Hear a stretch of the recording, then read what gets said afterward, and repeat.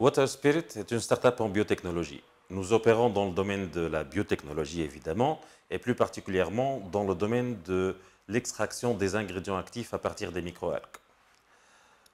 Pour le faire, nous avons eu recours à des technologies assez avancées et assez sophistiquées, que ce soit en termes de technologies de laboratoire que de technologies de production. Nous parlons des photobioréacteurs pour la culture des microalgues, des extracteurs à fluides supercritiques pour l'extraction moléculaire et bien sûr les équipements classiques de laboratoire d'analyse et tout. Ce sont des équipements qui sont très liés entre eux et là où il y a au fait le mariage entre l'IT et les équipements de biotechnologie, ce qui nous ramène vers la nouvelle industrie du 4.0. Je suis né en 79. J'ai vécu les années 80, 90, 2000 et j'ai vécu presque tous les changements qu'a connu la technologie aujourd'hui. Et donc, je suppose que je suis le fils de cette révolution technologique. Donc, technologie informatique, technologie biologique, etc. C'est la même chose, c'est un esprit technologique évolutif. Et puis, particulièrement, pourquoi j'ai choisi ce secteur. Le background TAI, ce n'est pas un background de biotechnologie. Je viens du domaine de la finance et de la macroéconomie, mais je n'étais pas déconnecté du monde actuel et des mutations que connaît le monde. Et lorsque j'ai réfléchi à l'opportunité de lancer un projet, je me suis renseigné, j'ai fait ma propre étude et j'ai vu que les tendances actuelles et futures pour les secteurs qui conduisent la croissance mondiale, c'est l'infotech et la biotech. Et auparavant, on séparait ces deux secteurs. Maintenant, ils sont de plus en plus connectés entre eux. Ça, c'est le premier indice qui m'a poussé vers la technologie. Et puis, entre l'infotech et la biotech, j'ai essayé d'observer un peu la composition du marché de travail en Tunisie. Et j'ai trouvé que autant nous avons de diplômés dans les deux secteurs, autant la différence en termes de mobilité était importante. Je m'explique. En termes d'infotech, tout ce qui est IT, nous avons beaucoup de diplômés, mais il y a un taux de rotation très élevé et il y a un mouvement de migration à l'international assez important, où on ne peut pas parfois retenir un ingénieur au-delà d'une année. Par contre, dans le domaine de la biotech, de la biologie, de la science de la vie, des ingénieurs en biologie, nous avons beaucoup moins de mobilité et beaucoup moins d'opportunités de travail. Et donc, je me suis dit, avec les compétences qu'on a, avec les diplômés qu'on a, si je vais investir dans ce secteur, il y a un peu moins de risques de ne pas pouvoir fidéliser les employés et les collaborateurs. Concernant les principaux challenges que j'ai eus depuis la venue de l'idée de me lancer dans une expérience entrepreneuriale en biotech, l'un des principaux obstacles, c'était le financement. Pourquoi? Parce que d'abord, je suis un promoteur qui vient d'un domaine qui n'a pas de relation directe avec le domaine dans lequel j'ai investi. Deux, particulièrement, le domaine de la biotechnologie est un domaine capitalistique, c'est-à-dire qu'il exige du capital élevé.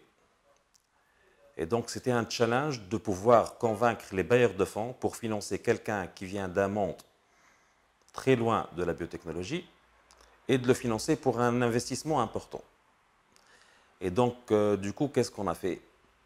On s'est inspiré de l'esprit du Lean Startup en biotech.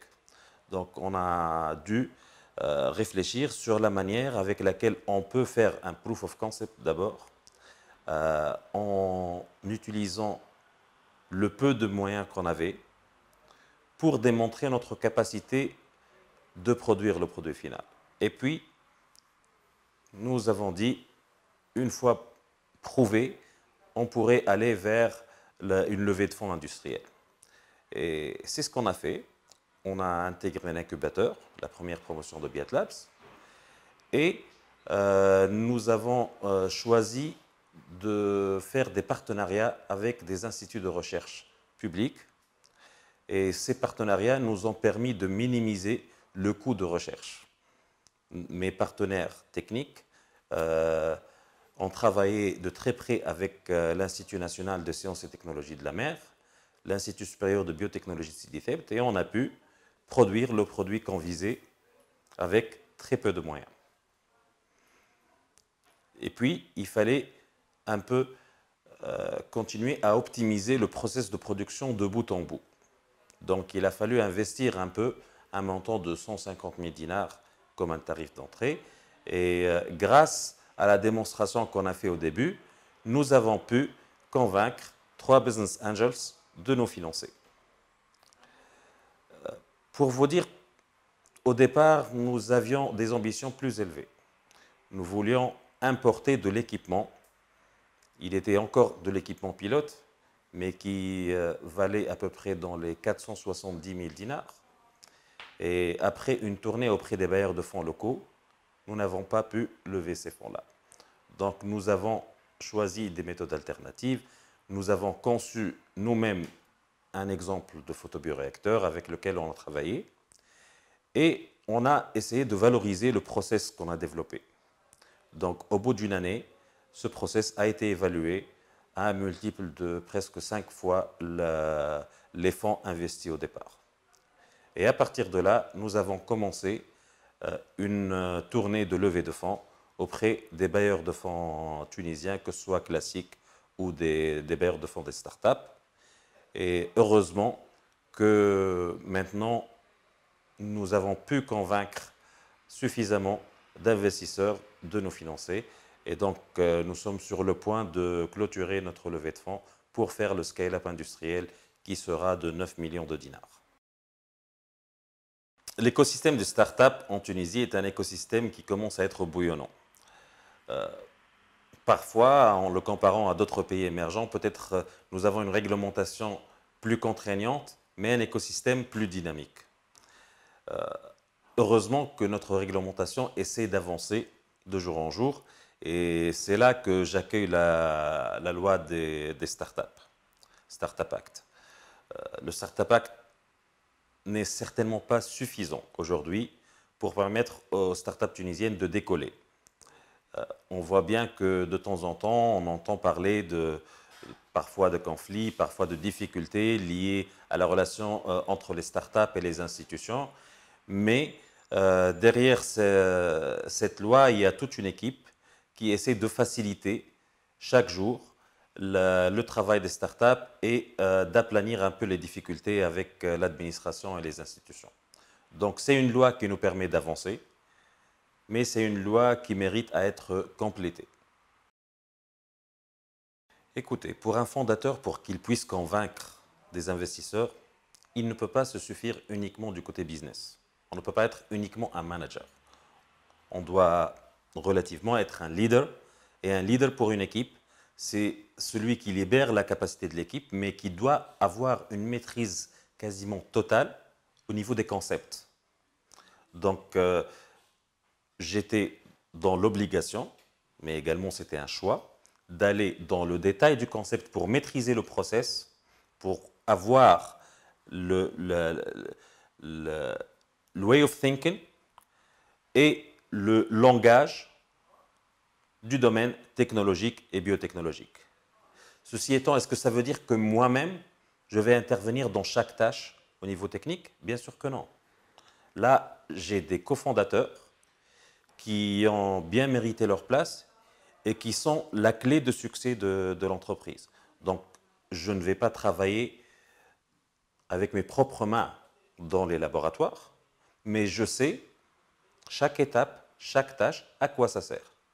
Il faut avoir une certaine maîtrise du concept. Au fait, le domaine de la biotechnologie est un domaine qui est en constante évolution. On n'est pas certainement au début de ce domaine, mais on est vraiment très loin de la fin. Et ceci est vrai aussi bien sur le plan national qu'international. Sur le plan un peu tendance mondiale, Je peux m'inspirer un peu des prévisions du philosophe Yuval Noah Harari, qui voit le monde dans 100 ans tellement différent que la différence entre l'homme d'aujourd'hui et l'homme dans 100 ans serait proportionnelle à la différence entre l'homo néandertal et l'homo sapiens. C'est tellement, ça va vite. Et selon lui, les deux secteurs qui évoluent coude à coude et qui évoluent ensemble, qui sont interconnectés, c'est le monde de l'IT et le monde de la biotechnologie. Aujourd'hui, nous allons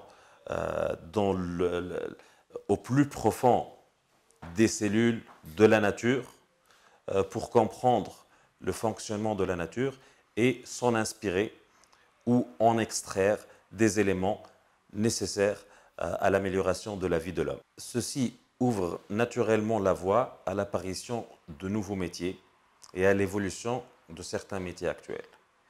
Et principalement, les métiers qui vont faire la différence, c'est ces métiers qui font l'interaction entre tout ce qui est IT, tout ce qui est programmation, tout ce qui est intelligence artificielle et le domaine de la biologie, l'observation de la Terre et l'observation de la nature. Et donc, il y a beaucoup de choses à faire à ce niveau. Et je pense que, aussi bien pour les jeunes Tunisiens que pour les jeunes du monde entier, ce sont des opportunités qui s'offrent à eux et ils doivent vraiment suivre un peu ces tendances pour être à la page et garantir les métiers de demain. Je trouve, de première apparence, les gens sont de moins en moins conseillés d'aller vers la biologie et la biotechnologie en Tunisie, parce qu'ils observent le passé et l'actuel en termes d'opportunités de travail. Mais il faudrait que tout le monde sache que demain n'est pas aujourd'hui et que demain commence aujourd'hui. Les métiers de demain ne peuvent pas négliger la biologie et la biotechnologie. Et donc, j'encourage les jeunes à aller vers ce secteur et à avoir de l'ambition, de la patience et à ce qu'ils regardent vers le monde, pas uniquement vers un marché intérieur restreint.